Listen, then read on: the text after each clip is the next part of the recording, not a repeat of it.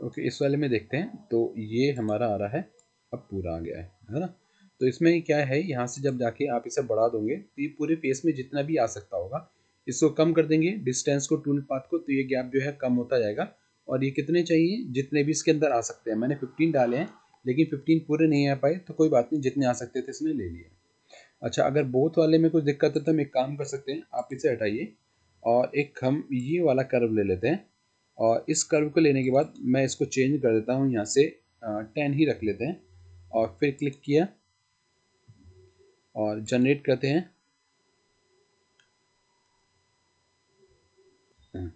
तो अब इससे होना क्या था, ये शायद 10 अभी भी ज़्यादा है, इस वजह से। तो ये क्या करेगा, 10 इधर जाएगा और 10 इधर जाएगा। अगर आप 5 लेंगे तो 5 इधर जनरेट करेगा, 5 इधर जनरेट करेगा।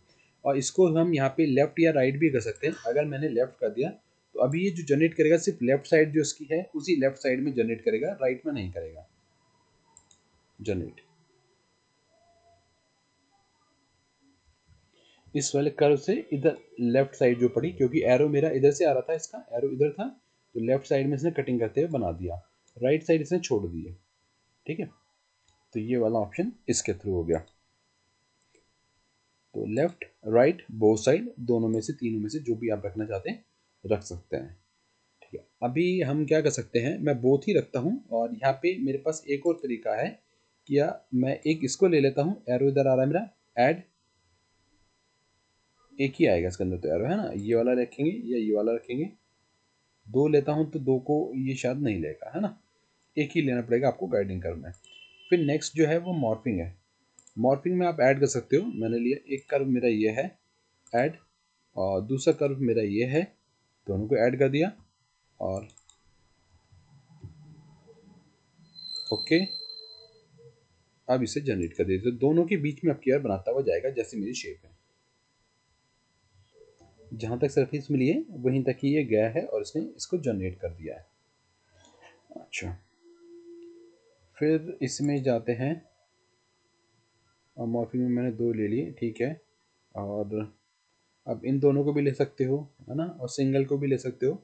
अब इसके अंदर मैं जो ऐड कर सकता हूँ वो क्या कर सकता हूँ, मैं यहाँ पे कंटेनमेंट रीजन ऐड कर सकता हूँ। ये वाला कंटेनमेंट रीजन में किसके अंदर का आपको कटिंग करना है, तो वो सिलेक्ट कर दीजिए। ये पूरा हो गया मेरा कंटेनमेंट एरिया। और अब जनरेट करेंगे तो ये सिर्फ इसके अंदर ही कटिंग करेगा, बाकी बाहर की साइड नहीं करेगा।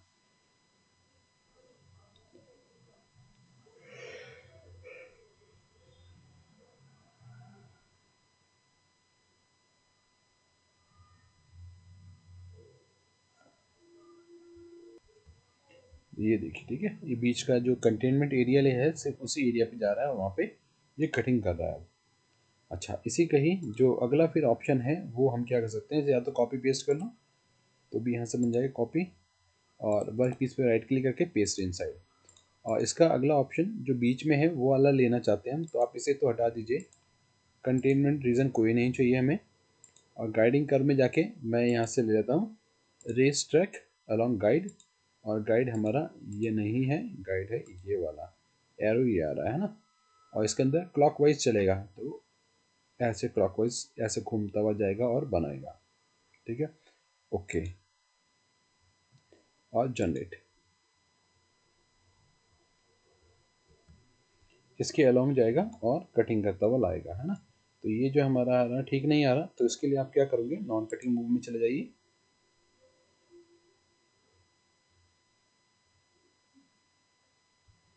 और इंगेज,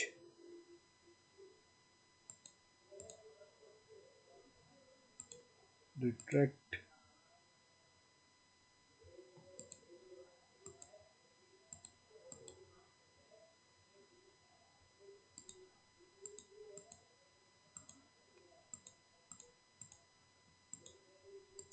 स्मूथ ही स्मूथ आ रहा है, इसका कोई दूसरा ऑप्शन आ ही नहीं रहा है।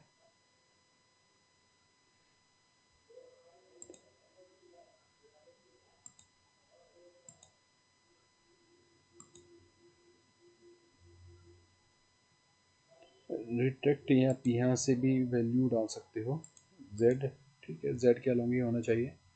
एंगल, एंगल आप यहाँ से चेंज कर लो।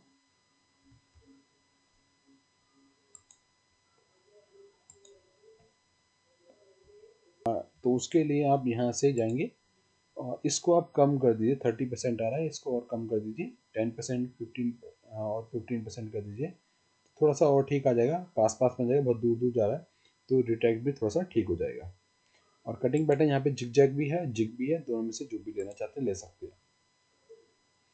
ओके और ओके, तो ये तो वही के साथ वही ऑपरेशन है, सिंपल स्मूथ एक को लेके फिर आप इसकी डायरेक्शन चेंज कर सकते हो, इधर और उधर की डायरेक्शन, इधर का भी कर्व ले सकते हैं ऑफसेट में, है ना।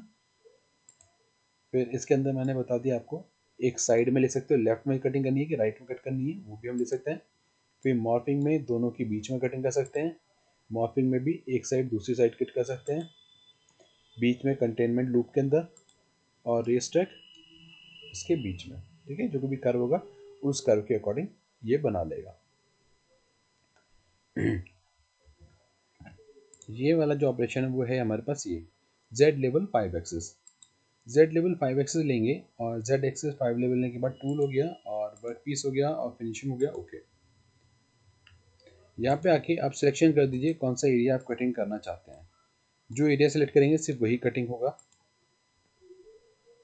और यहाँ से टूल टिल्ट एक्सेस जो है अभी मैंने खाली नन रखा है, इसको कुछ नहीं छेड़ रहा हूँ मैं। मर्ज डिस्टेंस जो जेड लेवल आ रहा था जेड लेवल प्रोफाइलिंग में वही ये ऑप्शन है, ठीक है। और डेप्थ ऑफ कट इसे मैं थोड़ा सा चलिए कम कर देता हूँ, 1 कर देता हूँ, और बिना कुछ करे ही मैं एक बार जनरेट करता हूँ तो ये Z axis Z level profiling जैसा जैसे 3 एक्सिस के अंदर था जेड लेवल प्रोफाइलिंग वैसा ही आएगा, वही ऑपरेशन हो गया अगर मैं टूल एक्सिस को नहीं छेड़ता हूँ तो। एक बार टूल का मूवमेंट भी देख लेते हैं, टूल का मूवमेंट आ कैसा रहा है। यहाँ से रिप्ले में ही रखता हूँ मैं से, और देखिए प्ले, तो टूल मेरा जेड के अलोंग ही है, चल रहा है, लेकिन जेड के अलोंग ही पूरा चल रहा है। ओके करते हैं इसे और इसको थोड़ा सा बढ़ा लेते हैं अगली बार के लिए, ताकि मुझे जो टूल पाथ है प्रॉपर्ली शो हो जाए। अब यहाँ पे आते हैं टूल एक्सेस में, और टूल एक्सेस में आप यहाँ से देखिए अवे फ्रॉम पार्ट, इसमें जो आपको साइन कलर से दिखाई दे रही है लाइन वो हमारी कटिंग वाली है, और जो हमारी रेड कलर की लाइंस आ रही है टूल के एक्सेस है। अवे फ्रॉम पार्ट में टूल की जो आपकी पार्ट है उसकी शेप के अकॉर्डिंग टूल का एक्सेस जनरेट होगा, ठीक है। तो ये वाला लेते हैं, इस कर्व को आप ध्यान रखिए, जो रेड कलर की लाइन आ रही है ना ये ही हमारी टूल पार्ट टूल का एक्सेस जनरेट हो रही है ना, यही वहां पे भी होता था। अभी यहाँ पे टूल का एंगल, एंगल ये वाला है, वर्टिकल वाले फेस से टूल कितना टिल्ट हो रहा है, हॉरिजॉन्टल से नहीं वर्टिकल से कितना एंगल पे जा रहा है, अभी ऑटोमेटिकली ले रहा है ये। और हाइट, हाइट इसकी कुछ मैं मानता हूँ 76 के आसपास होगी। और एक बार जनरेट करते हैं, मैंने टिल्ट एंगल अभी नहीं डाला है, ऑटोमेटिकली जो उसको ठीक लगेगा ये वो लेगा। और वेरीफाई करते हैं, तो देखिए टूल हमारा अब टिल्ट हो रहा है, ठीक है।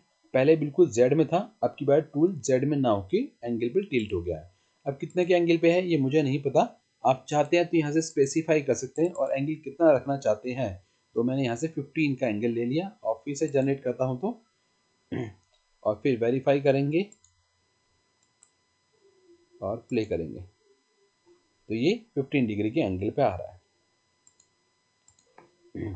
फिर यहाँ से जाता हूँ और सेकंड में ले लेता हूँ, नहीं नहीं ये वाला, ये है अवे फ्रॉम कर्व। आप देखिए कर्व के साथ जहाँ पे मेरा गोल कर्व आ रहा है सेकंड वाला पहला, और उसके बाद बीच में जो कर्व आ रहा है उसके साथ भी कर्व के साथ ही परपेंडिकुलर बना रहा है, इसका पार्ट से कोई मतलब नहीं है, ठीक है। इसका जो कर्व हम बना रहे हैं जो सिलेक्ट करेंगे उस कर्व के हिसाब से ये आएगा। तो कर्व आप सिलेक्ट कर दीजिए, कर्व मेरे पास ये है, मैं इसको सिलेक्ट कर लेता हूँ।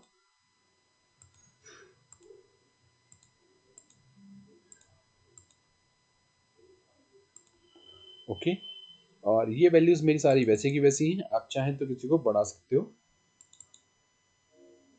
और इसे करते हैं जनरेट।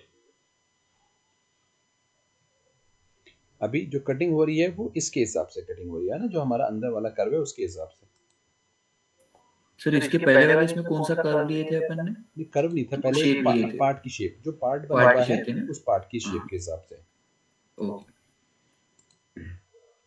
तो ये जो पहले वाला है ये नॉर्मल टू पार्ट की जैसा हो गया कुछ कुछ, है ना।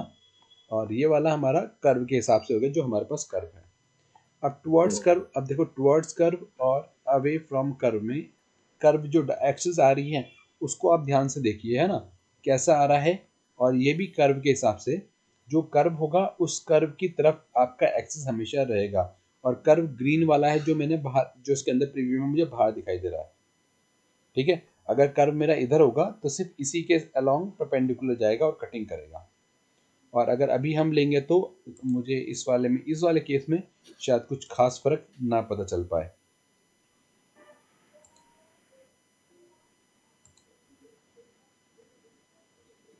ठीक है, टूल मेरा अंदर की तरफ हो गया, एक्सेस भी अंदर की तरफ हो गया, है ना। और इससे पहले वाले में क्या था, टूल मेरा बाहर की तरफ टिल्ट कर रहा था।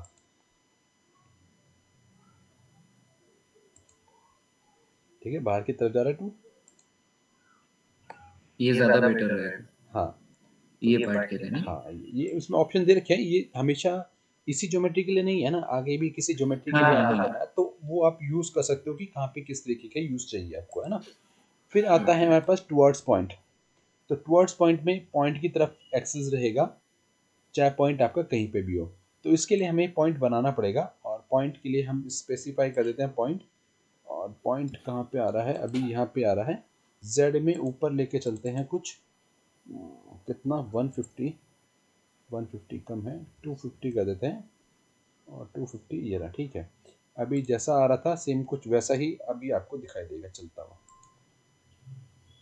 टूल का एक्सेस अब इस पॉइंट की तरफ रहेगा, ठीक है, सेंटर ऊपर है एक्सेस टूल का, तो उसी के हिसाब से चल रहा है। अभी ये सेंटर पे होने की वजह से तो चल भी रहा है और ये क्लैशिंग भी करता हुआ जा रहा है, गॉस भी आ रहा होगा। और अगर टूल को मैं बाहर कर देता हूँ, पॉइंट को सॉरी बाहर कर देते हैं तो ओके, जनरेट,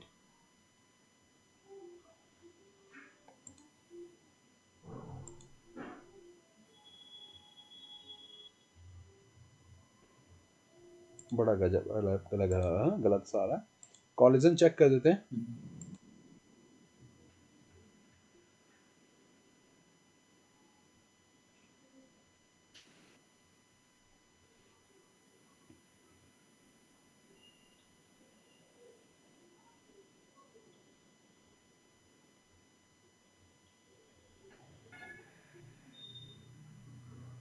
ठीक है, कॉलिजन चेक हो रहा है तो सिर्फ इतना ही कट हो पा रहा है इस पॉइंट से, क्योंकि पीछे जाता है तो कॉलिजन कर जाएगा।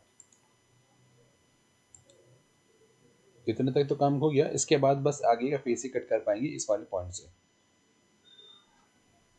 so, अब ये जो था टुवर्ड्स पॉइंट, डायरेक्शन टूल की पॉइंट की तरफ रहेगी।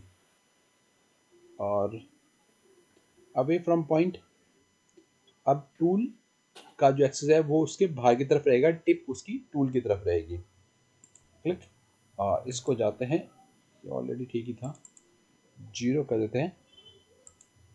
और अभी भी ऊपर है, इसे नीचे कर देते हैं ताकि अंदर की तरफ आ जाए कुछ। और अब करते हैं जनरेट।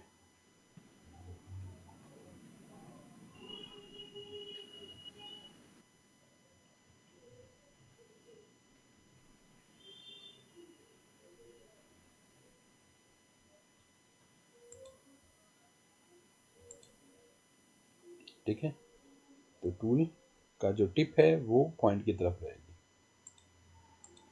इसका सबसे अच्छा ये है कि इसकी प्रीव्यू दिखाई देता है, इस प्रीव्यू से हमें हेल्प मिल जाती है।